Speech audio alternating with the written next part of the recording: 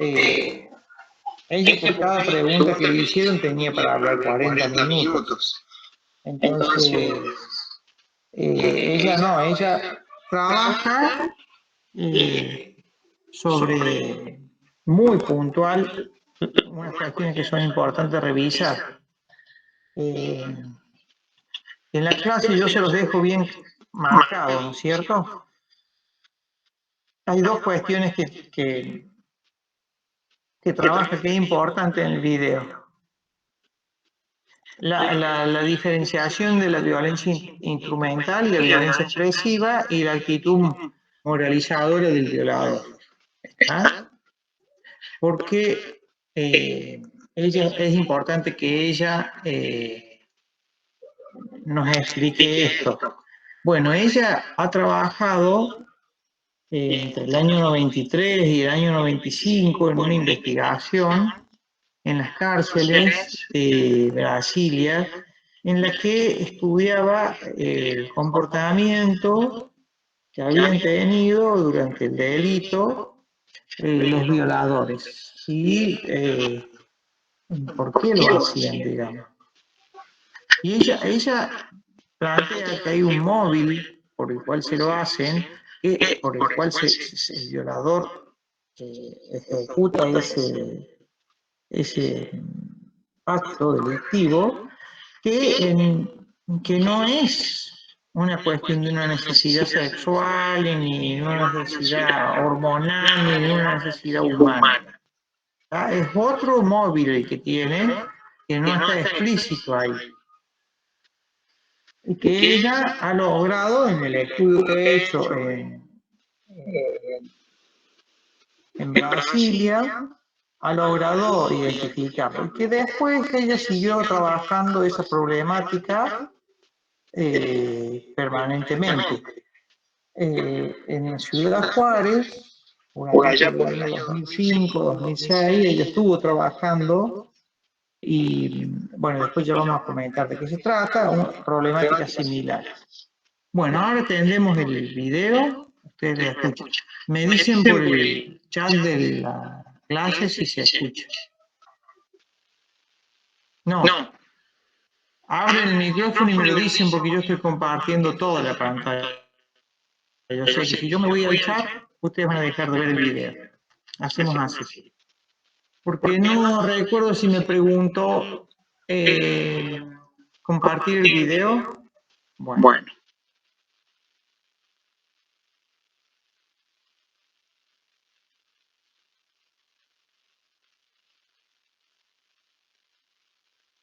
No, profe, no se escucha.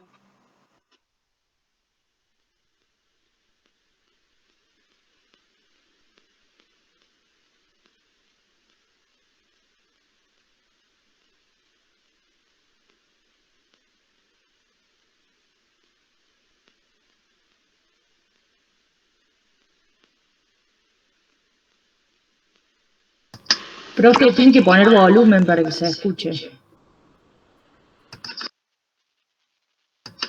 Es activar su micrófono. ¿No se escucha?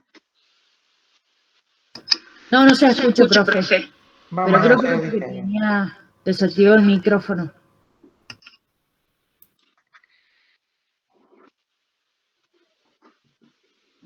Ahora sí se la escucha.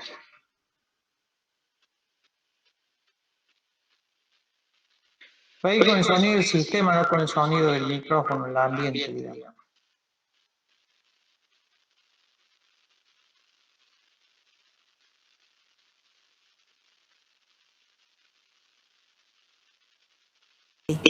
Bien, sí, empezá por donde vos quieras con este tema, digamos, porque así como hay gente que es investigadora de escritorio y gente que va al territorio o al terreno, vos has trabajado fuertemente con presos, con violadores. Miren lo que hizo ella, trabajó con violadores en una cárcel de Brasilia, ¿es así? Sí, es así.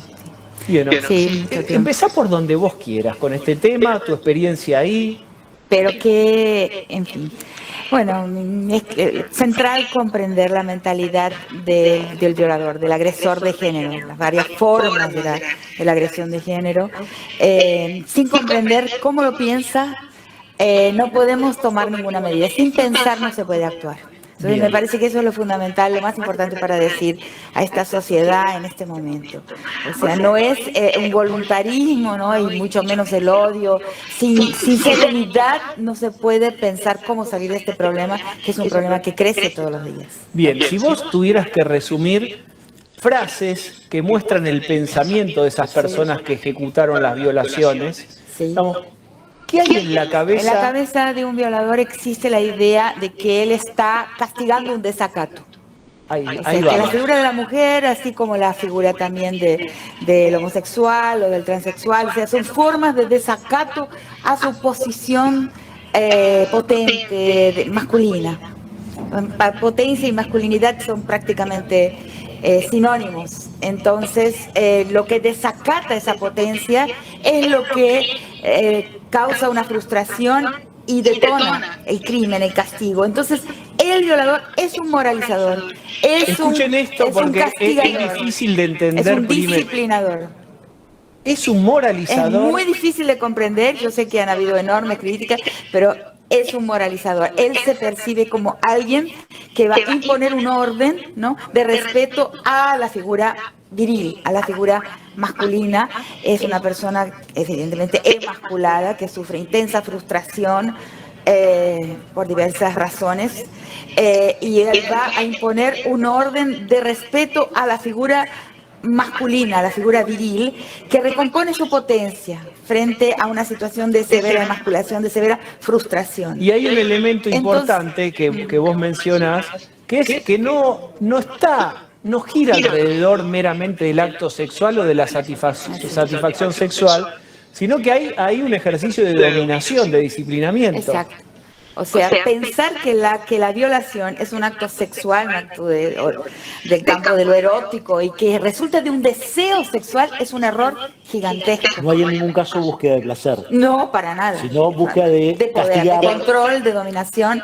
Es un acto del poder, es un crimen del poder. Por eso debe ser tratado de una forma muy particular y diferente con relación a otros crímenes, porque no es un crimen utilitario, o sea, no es instrumental, no hay un robo de un servicio, nada de eso. O sea, lo que hay es la aplicación de una pena. Por eso el punitivismo es una equivocación, porque el violador es un punidor, O sea, es un castigador. rompe la ley para imponer una ley. Exacto. Su Ahora, ley. él- O sea, su ley. No, son dos leyes. Son dos leyes. Son dos leyes. A ver.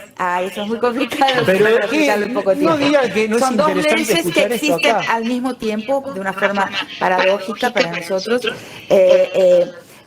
y ni tanto, o sea, porque la violación es la punta de un iceberg de una práctica violadora que está difusa y dispersa en toda la sociedad, inclusive en la televisión. ¿Qué significa una práctica violadora? Una práctica violadora es, por ejemplo, la práctica de un lente televisivo que corta polleras.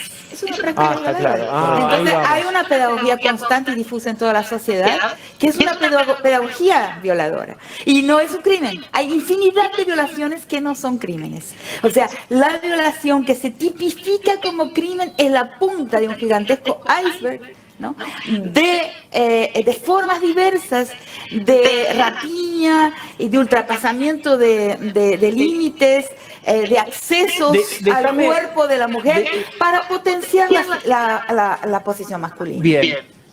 Vos haces una descripción de las creencias de aquel que viola. Entiendo que no hay un solo perfil de violadores. También entiendo como psicólogo que existe la psicopatología y la psicopatía, Sí. en donde hay gente que tiene una caracteropatía y que ahí, en esa dominación, pero también reinciden muchísimo, digamos. ¿Qué hacemos con ellos, con los que padecen esta? No lo padecen, La porque psicopatía porque no es una es enfermedad. No, la psicopatía Por es eso. una estructura Es una de estructura de personalidad, personalidad, por eso.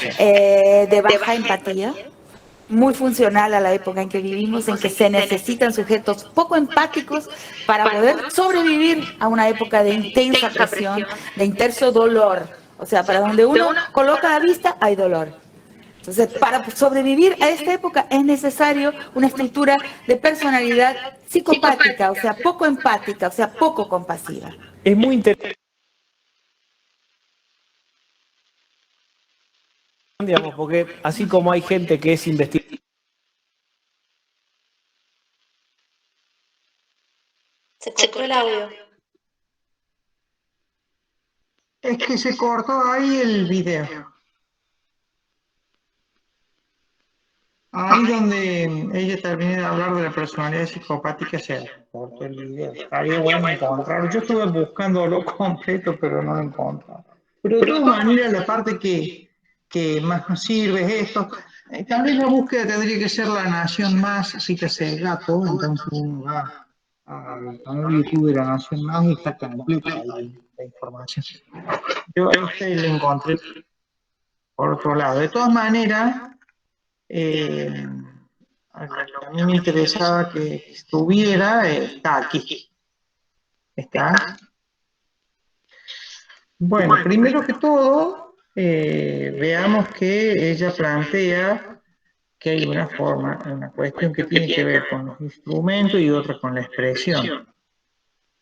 Mientras en lo instrumental se piensa una relación ahí, una violación que tiene que ver, ¿cuál sería el instrumento? El placer, que se dice que es el instrumento, pero en realidad plantea ella que no, que hay una violencia de carácter expresiva que tiene que ver con lo que se expresa en relación a dominación sobre el otro. Hay una situación de enajenación del cuerpo. ¿Está?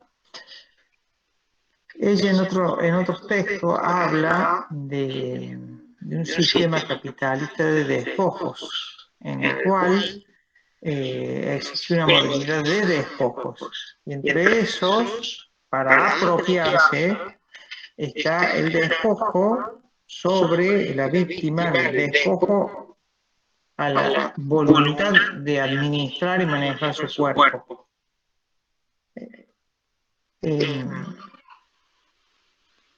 Y en otro texto, que está muy interesante, que lo van a leer ustedes, que es el texto este, que está en cuestión, plantea que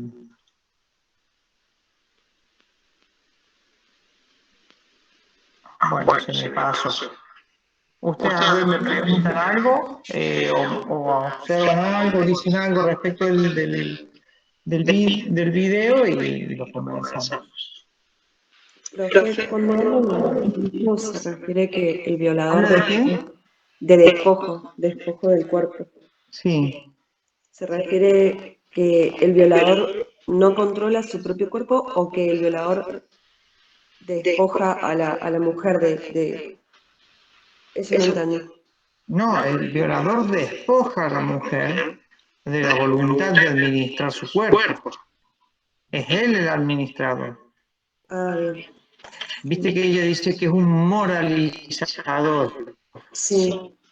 Un moralizador, pues esto hay que comprenderlo, no aceptarlo.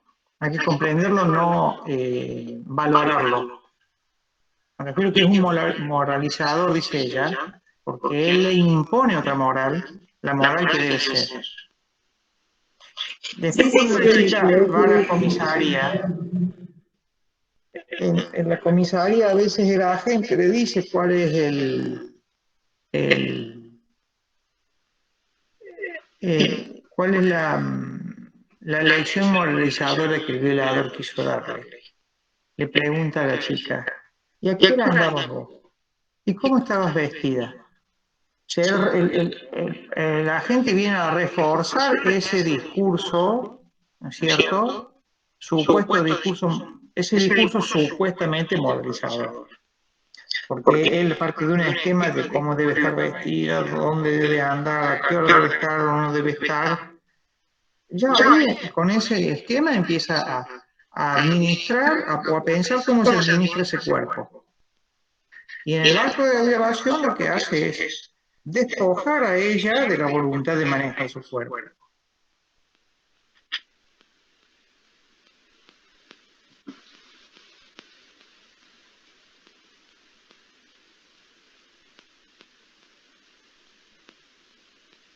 Claro. Ahora, El instrumento sería el poder.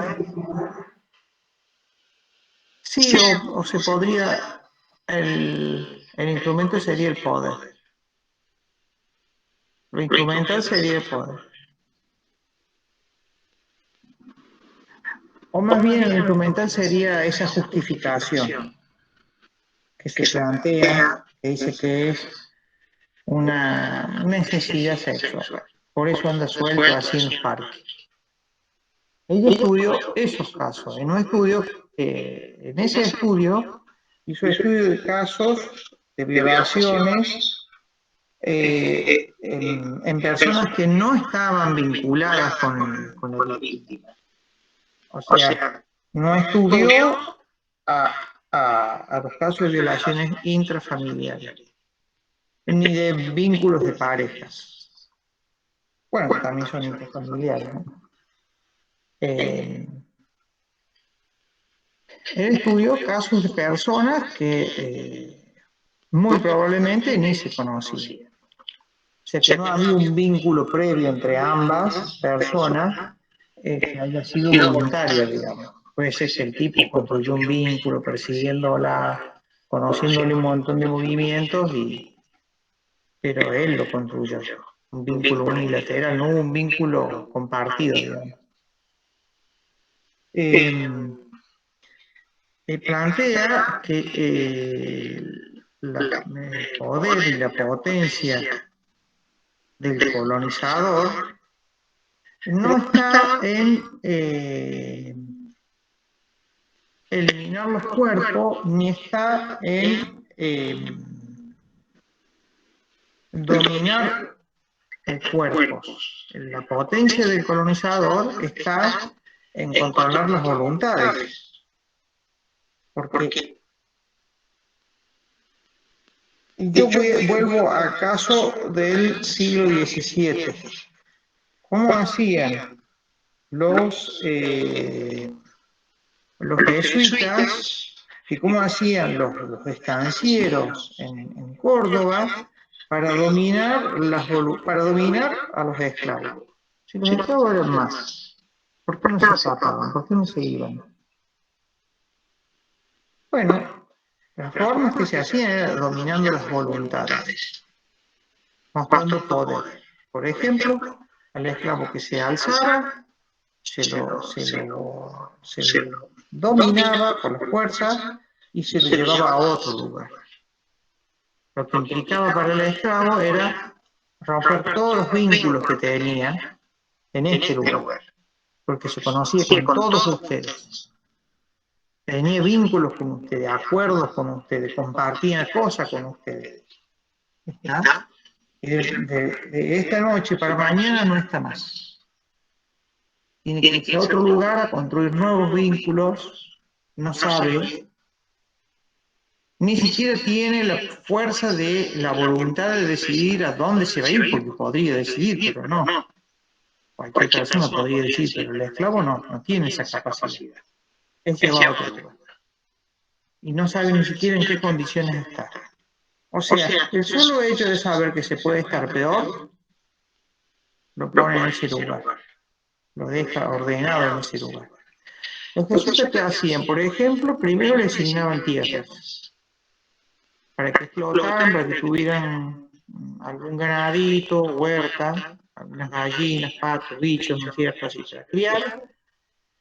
Y después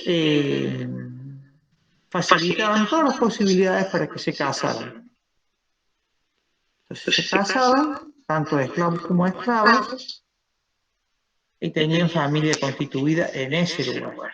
Una vez que tenían familia constituida en ese lugar, se rompía la capacidad o una vez que se le entregaba la tierrita para que se sembrara, se rompía la capacidad de decidir por su propia voluntad qué va a hacer con su cuerpo.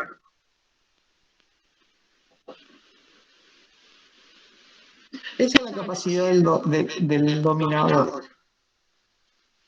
No es la de matar porque sí. A este esclavo que se alzaba, lo mataba, se levantaba todo el conjunto de la población esclava. Porque ya no había más nada que perder si ya se había perdido la vida. ¿No es cierto? Entonces, la capacidad de dominación del dominador, del colonizador, está puesta sobre los vivos, no sobre los muertos. Entonces, si él mata al esclavo, este esclavo que se alzó, que se levantó, que se rebeló, es muy probable que se levante toda la comunidad. ¿Por qué? Sencillamente porque ya se perdió lo más importante, que ya no hay más nada que perder una vez que se ha perdido la vida. Bueno.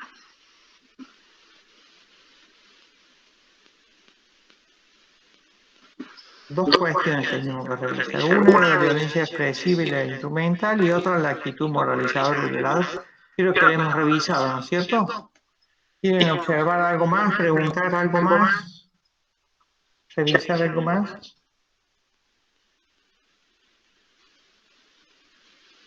Profe, desde esa perspectiva, prácticamente no tendría, por decir, no tendría cura un violador, que lo hace por poder y eso. No sé si tiene que ver con la materia o no, pero bueno, me llamó la atención, está bueno la entrevista. No sé si tendría cura. Lo que sí es que mientras se den relaciones de poder, el violador va a tener la posibilidad de hacerlo. Si vamos a esta reflexión, Patricia, en el vínculo intrafamiliar, de lo que tienen que ser celosos los familiares respecto de los menores, respecto de las menores, es de las relaciones y de los vínculos. ¿Está? ¿Cómo son esas relaciones y de esos vínculos? O sea, la violación, como dice ella, es la punta del iceberg, donde sale ya todo, revienta todo. Pero hay toda una serie un conjunto de un montón de actitudes que nosotros podemos ver antes de llegar a ese lugar. Y el poder dentro de la familia se construye con reconocimiento por, qué sé yo, trayectoria, por bondad, porque es un tipo buenísimo, porque todo el mundo dice lo bueno que es hasta que descubre quién es, ¿no? Por dinero, hay un montón de formas de construcción de poder en el núcleo intrafamiliar. El dinero es una, que sucede, el mantenimiento de la pongamos en un núcleo familiar donde el hombre no es el padre de los niños que viven en ese hogar, pero sí es la persona que sostiene el hogar en su conjunto. Hay una relación de poder muy fuerte. La madre debe ser muy cuidadosa, debe estar muy atenta de esa situación.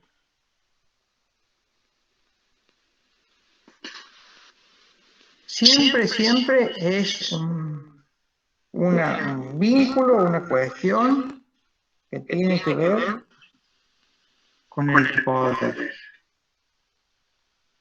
Una forma que tiene que ver con el poder y una demostración de poder también.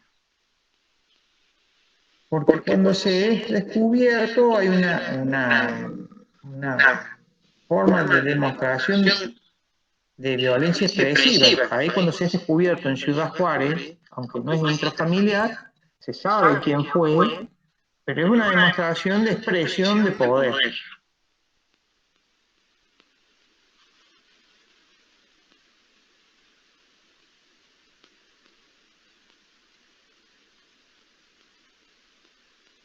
Profe, ¿se acuerda que usted dijo que el instrumento, bueno, era la justificación y la expresión sería la dominación sobre el otro? Y la expresión tiene que ver con ese mensaje que mandamos. ¿Cuál es el mensaje que envía? Y ahí trabaja mucho en violencia expresiva en este texto que vamos a trabajar ahora.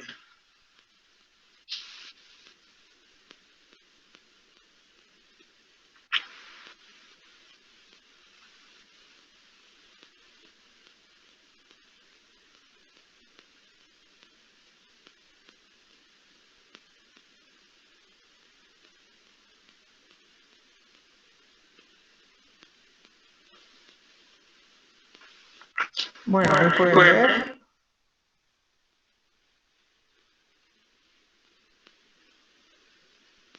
Sí, profe.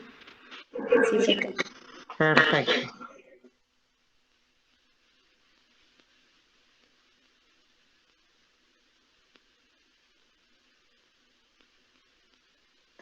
Ahora el 2 de noviembre le van a entregar un reconocimiento a Rita Laura Segato en la Universidad Nacional de Villa María. Yo voy a tratar de ir. Ahora me acordé que tenía que mandar un mail para poder estar presente. Bueno.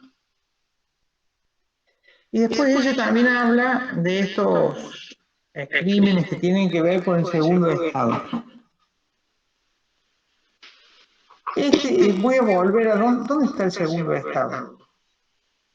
De alguna manera es muy incipiente, pero este agente del que hablamos recién, que le pregunta a la chica dónde estaba, a qué hora estaba y qué ropa tenía, está actuando en el sentido del modelo del segundo estado, porque esa no es su función, digamos. Su función es otra. No es hacerla reflexionar sobre el mensaje, la expresión moralizadora que quiso enviarle el violador. No es esa su función. Bueno,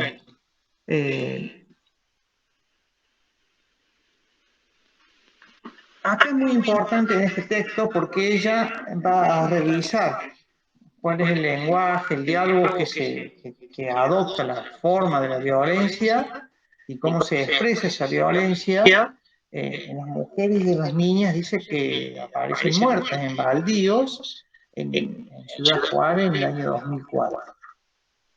Bueno, también cómo se censura, cómo se mata, cómo se difunde el miedo a través como una forma de terror, por decir de alguna manera, a través de un modelo de segundo estado. Es muy importante este texto. No sé, no me acuerdo si en este texto ella cuenta las madres son las únicas que se movilizaron, sobre todo las madres, no las únicas, son las que empezaron y las que más fuerte se movilizaron. Las madres de las víctimas en Ciudad Juárez se organizaron y empezaron a trabajar por este problema y le invitaron a Rita Segato. Entonces, Rita Segato después le hicieron una nota televisiva. Ciudad Juárez es una ciudad muy grande. Le hicieron una nota televisiva y bueno, el periodista le hizo la pregunta y cuando te das contestar, así fue, se cortó la luz en el canal de televisión y se cortó la luz en un montón de lugares en Ciudad Juárez. ¿Está?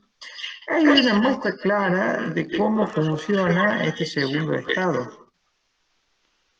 Un estado es un segundo estado, un estado que es paralelo a el que estaba a cargo de mantener el servicio de energía eléctrica, actuó en sentido de segundo estado y dio baja todo, digamos.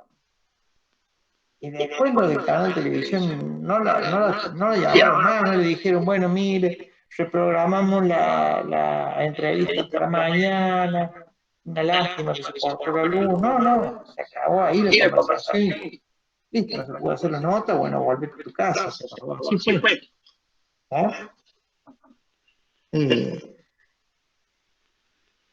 Bueno, en relación al diálogo que hay entre los violadores y la sociedad, o los violadores y los demás violadores, dice que hay un siniestro diálogo, pero que ese siniestro diálogo, dice, es la huella que nos ayuda a llegar al destino para preguntarnos por qué sucede esto.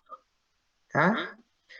Y desde la década del 90, la firma del convenio del NAFTA, que es un tratado de libre comercio, en el que participó México en la década del 90, hasta ahora, hasta hace poco, estuvo participando, ahora ya tiene más restricciones con AMLO, con el nuevo presidente. Trump lo quería reflotar al NAFTA, es un acuerdo de más de 20 años. Juárez se convirtió como una ciudad de tráfico de tráfico ilegal o tráfico de cosas entre Estados Unidos y México, una frontera que se convirtió en peligrosa, que está vinculada con las drogas, con las cosas, con la desaparición de los cuerpos. De alguna manera, Rosario se está convirtiendo en eso, y está todo articulado entre el Estado, que en la década del 90 abandonó el control sobre el comercio de granos, lo dejó en manos de privados. Las empresas que de alguna manera, como en el caso de Vicentín y otras empresas que están articuladas con todo ese circuito, articulan formas que tienen que ver con el lavado de dinero, con la exportación sin pagar impuestos, o la importación, pero también ahí va incluido todo un modelo de narcotráfico.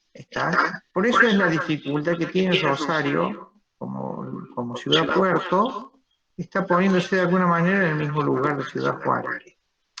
Ahora con la gestión de Aníbal Fernández del Ministerio de Seguridad, que desde hace una semana ha intentado poner más presencia de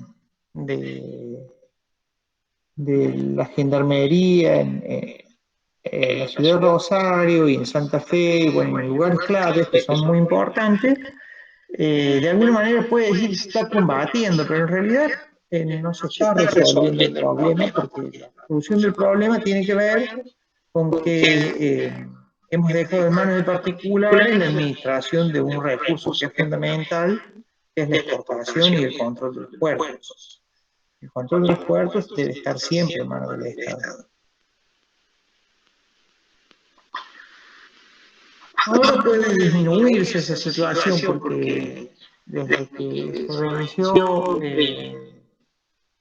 la administración del puerto por parte de los privados en Rosario, más o menos en el mes de mayo, ha tomado la administración el Estado y puede que modifique algo, y espero que sea mejoría.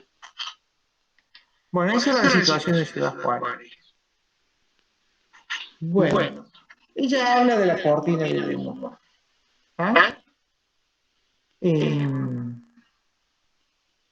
Y la cortina de humo tiene que ver con esto, con que primero que todo que enganchen siempre a un inocente como el responsable de la violación, o a un autor que es un autor material, que no es el autor común. No implica poner justicia sobre esa persona, haber puesto justicia propiamente.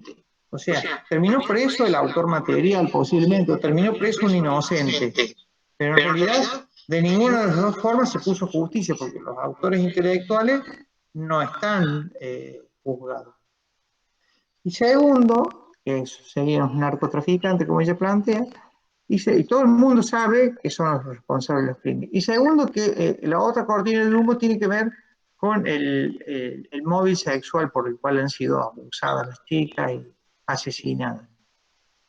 Bueno, estas dos verdades de alguna manera, dice, funcionan como una cortina de humo, y les leo textualmente.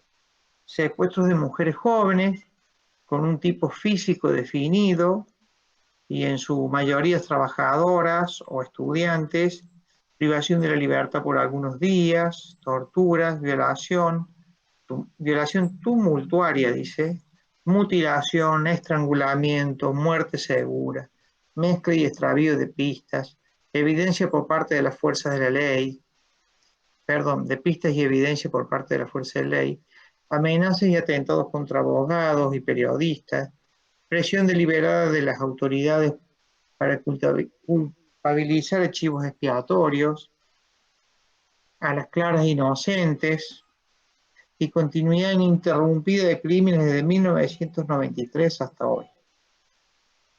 Bueno, ahí nos habla de estas cortinas de humo. Fíjense ahí cómo empieza a actuar el segundo estado, como el de extravío de pistas y evidencia por parte de la misma fuerza de la ley. ¿Está?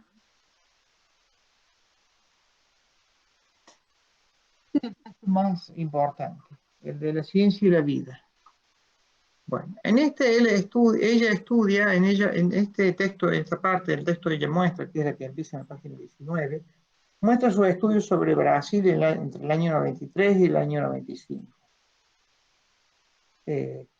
Primero que el violador ese del parque, que se cree que es solitario, no lo es. ¿Ah? Él cuando actúa lo hace en un conjunto de otras personas con el que maneja un mismo lenguaje y una misma construcción de carácter simbólica. Entonces, ¿qué implica la violación? Primero ella dice que la víctima es expropiada del control sobre su espacio-cuerpo, un control de soberanía sobre el otro cuerpo como un territorio propio del violador. Claro, hay un yo de parte del violador, un yo, podríamos decir como entidad, y un otro que puede ser un animal, un territorio o un cuerpo de una mujer.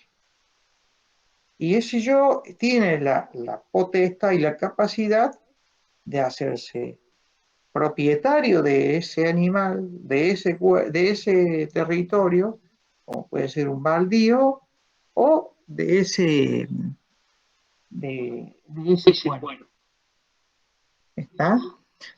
Por eso ella es parte del conjunto de pensamiento de colonialidad del poder. Es una de las bases, la mirada de la colonialidad del poder. Y después plantea que otra de las cuestiones de la violación que es muy importante, que la subordinación psicológica y moral del otro sería lo único que existe, que es poder de muerte. ¿Está? Y el poder de muerte por sí solo no es soberanía, que es lo que yo les planteaba recién. O sea, matando no sucede que se es soberano, sino logrando la subordinación psicológica y moral. Cuando ella dice que es un moralizador, construye sobre la idea de la mujer una subalterna, y un subalterno tiene que ser de alguna manera conducida, puede ser educado y formado. Por eso es que ella plantea que es un subordinado, que es un moralizador, porque la pone a la mujer en lugar de la subordinada, que va a ser moralizada por él, con una violencia de carácter instrumental, porque está vestida de esa manera, porque no puede ser que ande esa hora.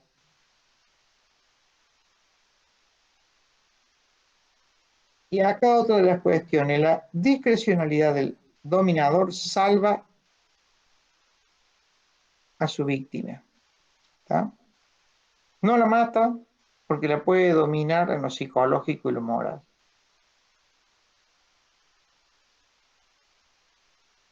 En tanto, la violencia expresiva es textual, ¿no? Es por su calidad de violencia expresiva más que instrumental, una violencia cuya finalidad es la expresión del control absoluto de una voluntad sobre otra. Que la agresión más próxima a la violación es la tortura física o moral. Expresar que se tiene en las manos la voluntad del otro es el telos o finalidad de la violencia expresiva. En sus manos tienen la capacidad de mostrar que puede administrar la voluntad del otro, de la otra. En Ciudad Juárez sucede que es expresiva también, porque el cuerpo de esa chica que aparece en el baldío, que está mutilado, golpeado, violado, destruido, el cuerpo, que causa horror identificarlo, verlo, hay una expresión que tiene que ver con entre las mafias y los distintos sectores del narcotráfico, se muestran cómo ellos tienen la capacidad de administrar la voluntad de las chicas que se vinculan con ellos y en los territorios en los que ellos se mueven. Bueno, acá otra de las cuestiones en relación a la soberanía, como si fuera un territorio el cuerpo. Dice, no existe poder soberano que no sea solamente físico. Si la subordinación psicológica y moral del otro, sin la subordinación psicológica y moral del otro, lo único que existe es poder de muerte. Y el poder de muerte por sí solo no es soberanía. También nos explica esto Eduardo Colombo, que la capacidad de dominación del Estado viene porque existe una subjetividad en nosotros de la necesidad de este Estado. Por eso yo insisto que la razón no existe, sino que lo que existe es lo que se siente y lo que se construye a partir de lo que se siente. Lo que después existe son fundamentos que nosotros podríamos acercarnos de alguna manera para explicar lo que estamos viendo, lo que está sucediendo.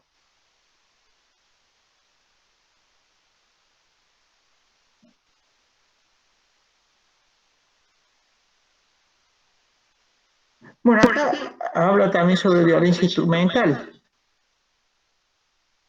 sobre la pretensión de enajenar a través de un acto violento. La instrumental por ahí de alguna manera son los móviles por los que se hace, o los que se justifica que se hace, se dice que se hace, ¿no es cierto? De alguna manera forman parte de la cortina de humo.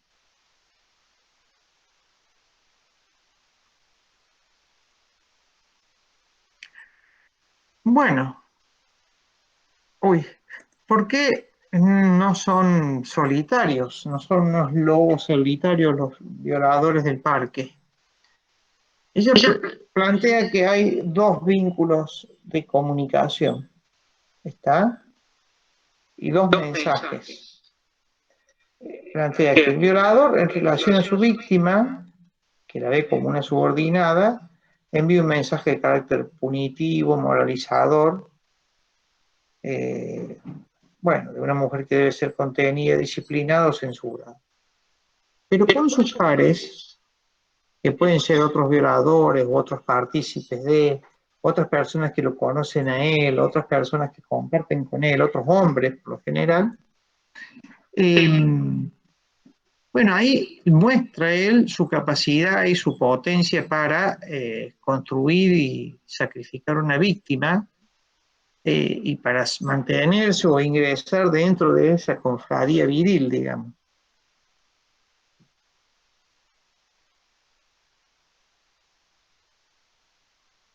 ¿Vamos bien hasta ahí?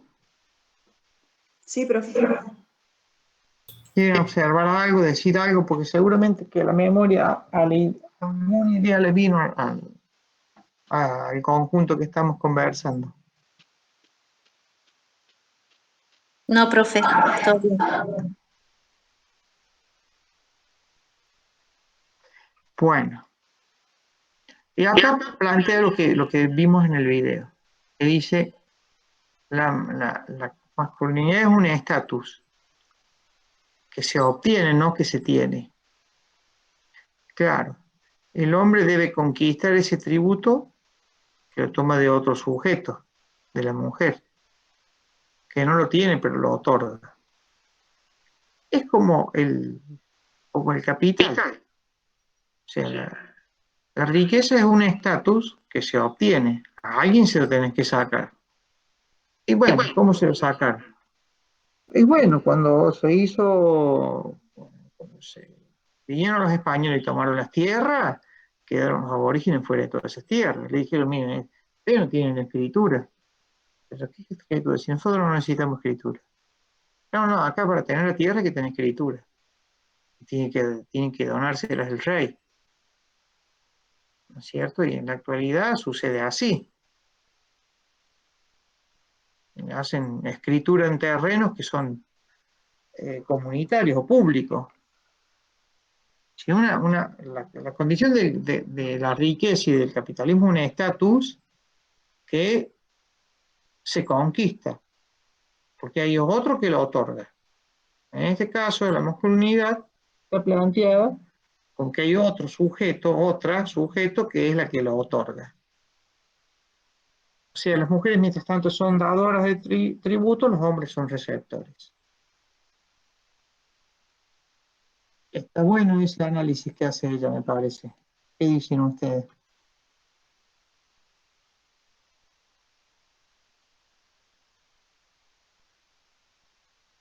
¿Será claro la expresión que yo he dado?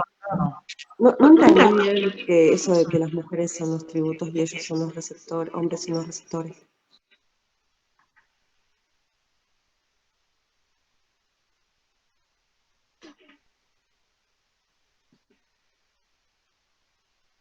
¿Cómo hace el violador para mostrarle a sus pares que es potente, viril y que puede administrar? Es un vivo bárbaro que puede agarrarse cualquier minita. O sea, conseguir ese estatus de ser el tipo picante, ¿no es cierto? No se logra solo. Es un tributo que hay que, un estatus, un tributo que hay que conquistarlo, hay que tomarlo de otro lugar. Claro, De pero la otra palabra persona. tributo, por ahí no. Yo tenía entendido que tributo era algo así como una ofrenda, un regalo. No, no, no, no. No necesariamente. Sí, las mujeres son dadoras de ese tributo que recibe el hombre. No, no. Bueno, los aborígenes tampoco eran dadores de tributo porque terminaban dando las tierras, porque eran expulsados de una manera violenta. Sí, lo que pasa es que nosotros tenemos el concepto que el dador de tributo lo hace por propia voluntad. No, no, no, no necesariamente vamos a ser dadores de tributo por propia voluntad. Yo los impuestos los tengo al día, pero no tengo mucha ganas de andar pagándolos. Claro, yo entendí, eso es lo que me hacía ruido, como que no entendía bien. Claro. Sí, los Claro, tributos profe. no necesitan. ¿Sí? Es como en otras culturas que por ahí el hecho, o sea, de ser hombre ya le da más poder y las mujeres son como objetos, viste que un hombre puede tener muchas mujeres, ya solamente el hecho de ser hombre. Bueno, en esta cultura es así. Ay, no sabía. Sí. Escúchame. Yo me acuerdo que tenía un estudiante que era bastante rebelde en la secundaria. Estoy hablando de hace 15 años atrás. Era muy buen chico, pero era bastante rebelde en la secundaria. Y venía el padre y la madre a hablar conmigo ahí en la escuela, porque yo los mandaba a llamar para hablar, para ver en qué se podía ayudar. Y un día el padre ya me confiesa, dice, yo a mí no me respeta más, dice. ¿Y por qué? Y porque la culpa es de mía y es de mi papá también, dice el muchacho. ¿Cómo de tu papá? ¿Que lo malcría el abuelo el muchacho?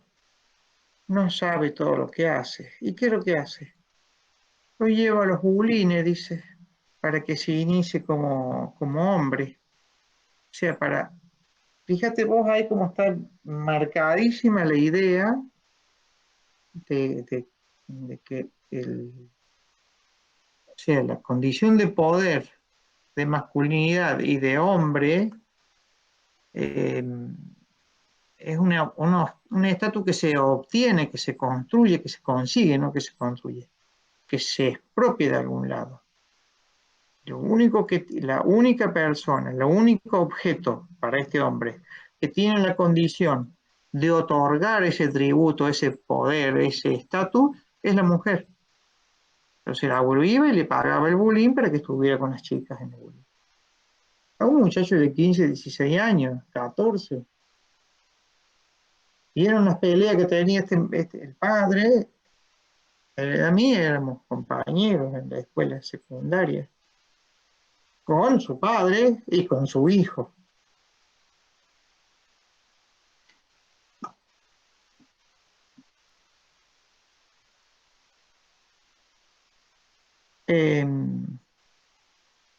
Cuando yo tenía 13 años, que estaba en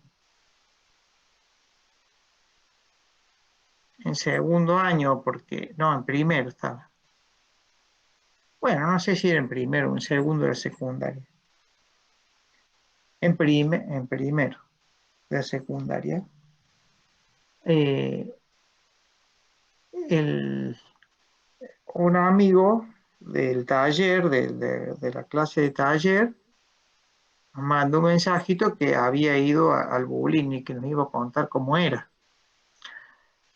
Entonces en el recreo, que eran de unos 20, 30 minutos, en el recreo del taller había un solo recreo en toda la tarde, nos fuimos todos así, nos amontonamos en el banco donde él estaba sentado así en el patio, y a comer y a contar cómo él había sido, que había, claro, porque él era el único que podía, o sea, el único que podía ostentar el estatus de masculinidad. Y cómo estábamos todos atentos así, escuchándolo, y donde él contaba lo que había hecho.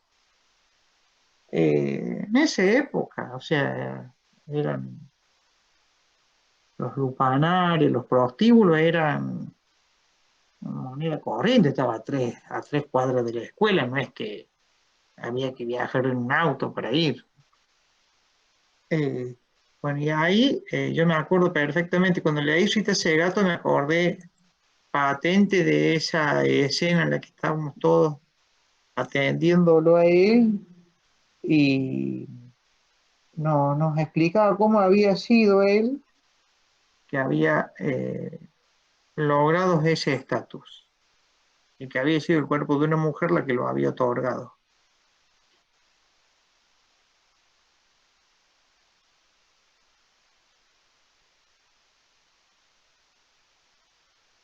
¿Vamos bien hasta ahí o no? Sí, profe.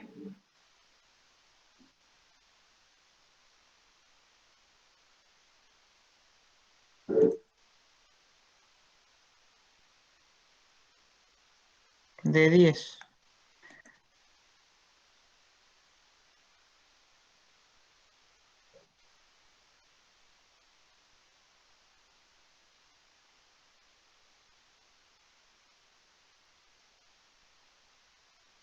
Bueno, ¿y cómo funciona esta comunicación, esta doble comunicación en Ciudad Juárez? Ella plantea que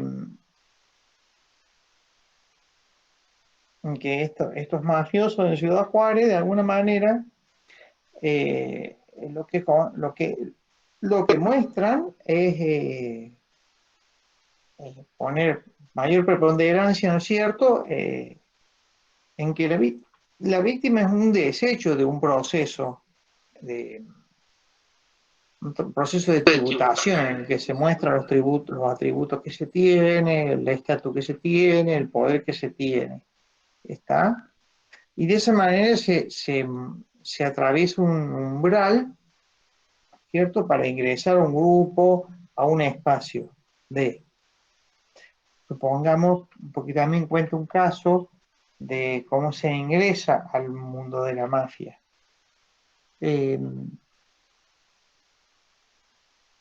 Bueno, son exhibicionismos propios del régimen patriarcal.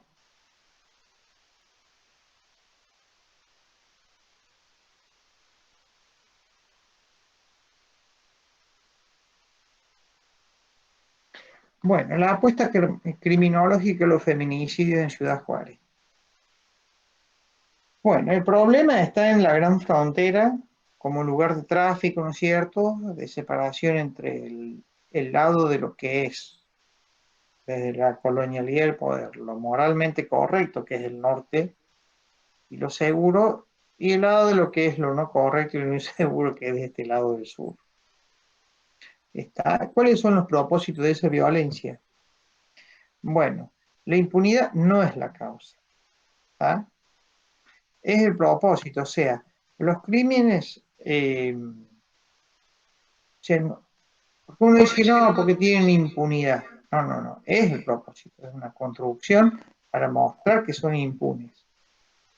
Son para mostrar que son impunes. Y todo esto se utiliza, es un círculo vicioso, son impunes y pueden mostrar que son impunes gracias a que hay un segundo estado que los sostiene. Supongamos, policías que lavan las pruebas, policías que no ven las circunstancias, abogados que trabajan para amenazar a otros abogados, o policías que trabajan para amenazar a otros abogados. Los abogados también son parte del Estado, están regulados por el Estado. El Estado puede pedir la eliminación de la matrícula del abogado.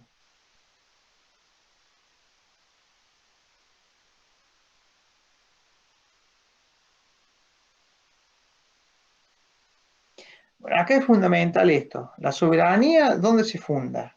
El poder que se muestra en Ciudad Juárez, el tercer punto, nos plantea eso.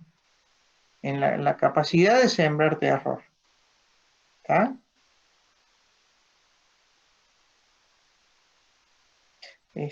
Estos asesinatos son parte de un sistema de comunicación, de un modelo de comunicación, de un lenguaje de comunicación que nos muestra la capacidad de sembrar terror. Y eso los hace verdaderamente soberanos. Entonces uno lo ve pasar por la calle y dice, ¿cómo puede ser este tipo, libre, si es el ideólogo de la muerte de esta y esta y esta chica? De las tres chicas que nosotros sabemos, porque cuántas otras se han muerto y capaz que no sabemos que es el ideólogo. Y nadie es capaz de hacer nada porque han sembrado terror.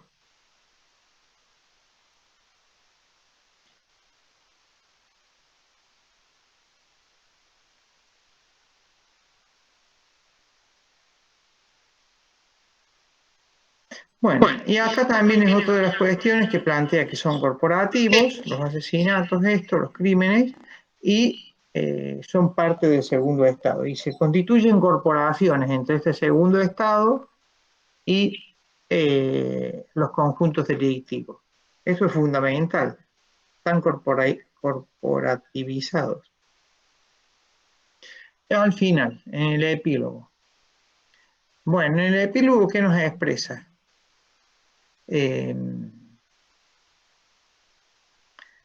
¿Por qué nos atañen a todos? Ella justifica ahí, ¿por qué nos atañen a todos estos feminicidios?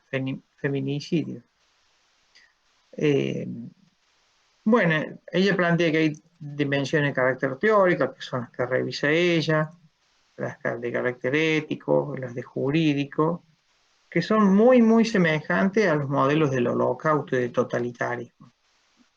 Por eso nos atañe a todos. porque son formas de sembrar terror, ¿está? Y que nos convierte en monstruos a todos, o nos victimiza o nos pone en el lugar del victimario. Entonces no podemos cerrar los ojos, porque es una situación que a medida que el capitalismo va haciéndose más poderoso, más fuerte y que va habiendo más control de la población sobre las voluntades de las personas, cada vez nos vamos haciendo como, y bueno, vamos como haciéndonos más permeables y de alguna manera aceptamos la, la óptica de la cámara esa que está cortando una pollera. ¿Está? Eso todo, hay que hacer todo un proceso de reflexión que es importante hacerlo, qué sé yo. Yo tenía 18 años y veíamos No Toca Botón y veíamos el Negro Olmedo con Portal, que iba la Adriana Broski, que era la nena que estaba cargada, que no sabía qué le pasaba, el papá era Portal y no sabía qué le pasaba a la nena, que estaba cargada, y ella le contaba que había estado con un chico, pero que el chico no había podido no sé qué cosa, entonces el Mano Santa, que era Olmedo, le pasaba las manos por el cuerpo para descargarla, porque la nena estaba cargada, se la llevaba atrás de una cortina, por allá venía abrochándose la ropa, todo un proceso que nos iba de alguna manera eh, haciendo permeables y nos iba de alguna manera haciendo, bueno, permeables a aceptar esas circunstancias que nos corresponden. Entonces es una cuestión que tenemos que, nos atañe a todas las situaciones.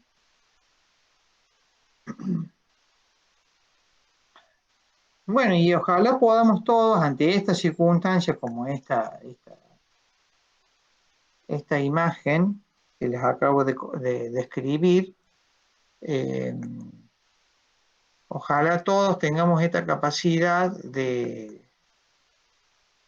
mostrar de reflexionar ante esta demostración de esa capacidad de dominación que nos interpele y que podamos de alguna manera ponernos del lado que corresponde, lo que nos plantea Rita, ¿no es cierto?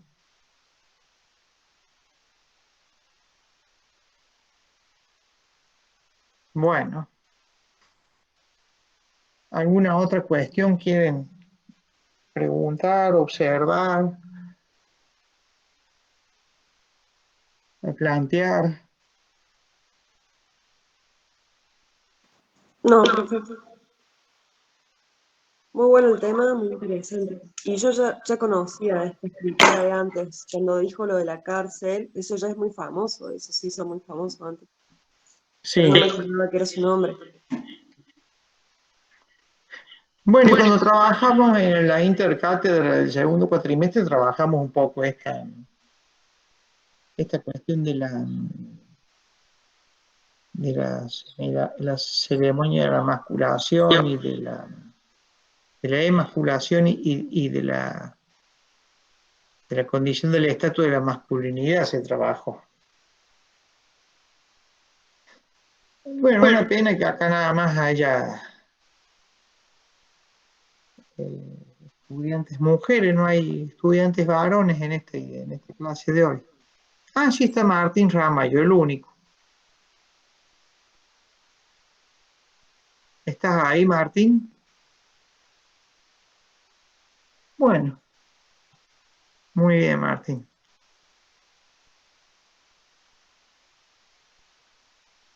Para la lectura de este texto, yo voy a sugerir básicamente, primero que todo, es que no pestaña. Me parece que es esta. No.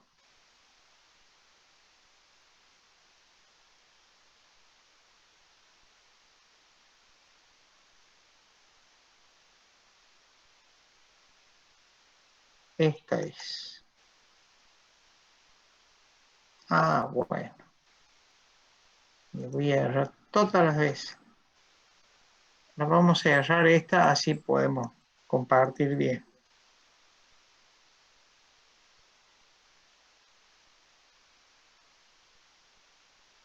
Esta es. Este ya está subido, este texto en el campus virtual. Primero de todo les voy a sugerir que vean el video, que es el que acabamos de ver, y que ahí hagamos esa diferenciación entre violencia instrumental y expresiva y la actitud moralizadora del violador. ¿A qué se refiere con violencia instrumental, con violencia expresiva y con actitud moralizadora del violador? Eso nos va a ayudar a comprender, no a justificar, pero sí a comprender. Comprender no significa, porque en el castellano comprender significa asentir lo que el otro está diciendo o haciendo, pero también significa entender qué es lo que pasa o tener conocimiento de lo que pasa. Cuando yo me refiero a comprender, me estoy refiriendo a tener conocimiento qué es lo que sucede, no a justificarlo. Bueno, y después del video, ¿sí? Perdón que interrumpa. A mí no me sigue como quedando bien claro cómo sería la diferencia entre la violencia instrumental, que sería como la justificación y todo eso, y la violencia expresiva, que denota la parte del poder. Pero yo pensé que era una sola y ahora veo como que es una diferencia y no entiendo. ¿Cuál es el instrumento por el cual fue llevada a cabo la violación? En realidad fue porque se dice que hubo un móvil de carácter sexual, una necesidad del tipo que está en la soledad. ¿Está? Pero en realidad hay todo un conjunto de expresión. Y esa violencia expresiva tiene que ver con la capacidad que tiene el violador de expresarle a su víctima el poder que tiene, de mostrarle que él tiene soberanía sobre ese territorio. Incluso al punto que la víctima decide dejar su cuerpo en manos del violador, ¿no es cierto? Porque peor es la muerte. Entonces, profe, la diferencia entre violencia instrumental sería sobre todo lo que plantea esto de el modelo de segundo estado, digamos, cuando... Implica también modelo de segundo estado, la expresiva, sí, tal cual. No, esa no sería la instrumental y en cambio la expresiva es la que plantea Rita, que habla como que no tiene que ver con un placer, sino que tiene que ver con un poder. No, ¿cuál es el móvil? El placer. Aunque sea una cortina de humo, ella ve que esa es la forma de la violencia. ¿Ah? Aunque sea una Pero cortina de humo. ella en el video decía que el placer no era el móvil. Si bien todo el mundo planteaba que el placer era el móvil, que no, que en realidad el móvil era el poder. O sea, como Exactamente. el poder. Pero ¿qué es lo que expresa? Que es el placer, el móvil. El violador expresa que es el placer, el móvil. Ese es el instrumento para generar la violencia. Ella sabe, y nosotros sabemos que no es ese el móvil.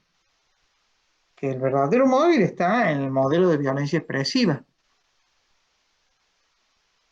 Está en demostrar que puede administrar y controlar esa voluntad. Y a través de controlar esa voluntad, porque la víctima piensa, peor es la muerte, puede dominar ese territorio y ese cuerpo. Ahí está la violencia expresiva. Y además puede demostrarle al conjunto en forma horizontal a sus pares, le puede mostrar que él tiene capacidad de dominación y poder. También hay una comunicación de esa violencia con una expresión hacia el conjunto. hacia los pares, a los amigos esos que se encuentran en el bar y que les cuenta lo que hizo. O que no les cuenta, pero que ellos saben que él hizo. Y más o menos le sacan datos. Pero ahí le muestra. Está bien. Entonces, la violencia instrumental sería el acto en sí, per se, y la violencia expresiva sería más todo lo que está de trasfondo, digamos. Exactamente. Bueno, Y gracias. ambas formas de violencia o la violación propiamente se sostiene en una construcción de un segundo estado. Las chicas, las mujeres, los muchachos que han militado toda la problemática del feminicidio, o el femicidio, lo que han puesto, lo primero que han puesto a la luz ha sido mostrar que el Estado está actuando mal, está actuando como un segundo Estado. Y que las violaciones tienen que ver con una condición del hombre de construir ese modelo de masculinidad de nuestra sociedad que es así, quitando y expropiando dones, tributos a otros cuerpos. Por eso ahora se habla de la construcción de las nuevas masculinidades. Bien, profe, gracias. Yo me puedo retirar, tengo que ir a otra clase. Sí, sí, sí. Bueno, y después del video, cuando lean, hay 4 ideas básicas que son fundamentales, que ustedes las revisen cuando lean. Son esas 4 ideas que están ahí marcadas. Bueno, cuando ustedes lean tienen que revisar esas ideas, es fundamental. Bueno, se acabó la clase de hoy. ¿Alguna otra Bueno, observación? muchas gracias, hermosa. Nos vemos la semana que viene. Ya les voy a devolver esta semana los trabajos prácticos. Bueno, Tengo una pregunta. Sí, ¿Más o menos hay fecha estimativa del último trabajo práctico? el 2 de noviembre. Ah, bueno, gracias. Nos vemos.